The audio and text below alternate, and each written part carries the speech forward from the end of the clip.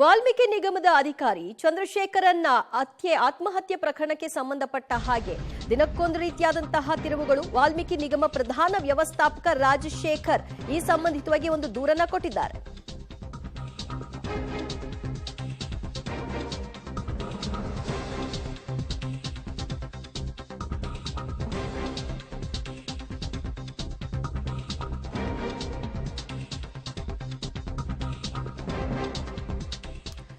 ವಾಲ್ಮೀಕಿ ನಿಗಮದ ಅಧಿಕಾರಿ ಚಂದ್ರಶೇಖರನ್ ಅವರು ಆತ್ಮಹತ್ಯೆ ಮಾಡಿಕೊಂಡ ನಂತರದಲ್ಲಿ ಅವರ ಡೆತ್ ನೋಟ್ನಲ್ಲಿ ಇದ್ದ ಹೆಸರುಗಳು ಹಲವು ಅನುಮಾನಗಳಿಗೆ ಎಡೆ ಮಾಡಿಕೊಟ್ಟಿತ್ತು. ಇದೀಗ ವಾಲ್ಮೀಕಿ ನಿಗಮದ ಪ್ರಧಾನ ವ್ಯವಸ್ಥಾಪಕ ರಾಜಶೇಖರ್ ಒಂದು ದೂರನ್ನ ಕೊಟ್ಟಿದ್ದಾರೆ.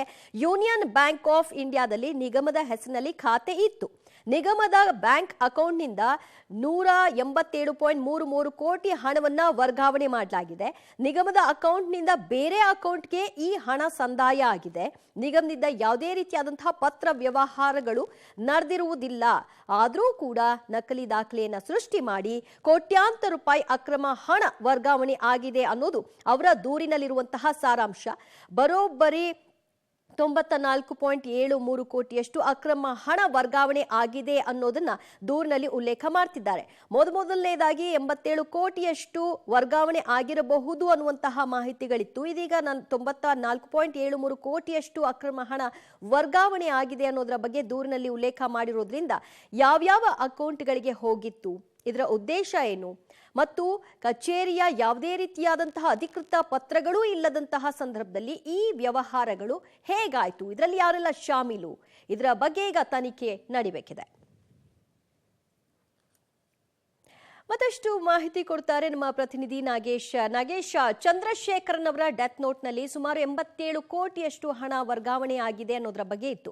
ಈಗ ರಾಜಶೇಖರ್ ಅವರು ಕೊಡ್ತಾ ಇರುವಂತಹ ದೂರಿನಲ್ಲಿ ಸುಮಾರು 94.73 ಕೋಟಿಯಷ್ಟು ಹಣ ವರ್ಗಾವಣೆ ಆಗಿದೆ. ಅದು ಕೂಡ ಒಂದೇ ಒಂದು ಉಪಖಾತೆಗೆ ಹೋಗಿದ್ದಲ್ಲ, ಸುಮಾರು ಖಾತೆಗಳಿಗೆ ಹೋಗಿದೆ ಅಂತ.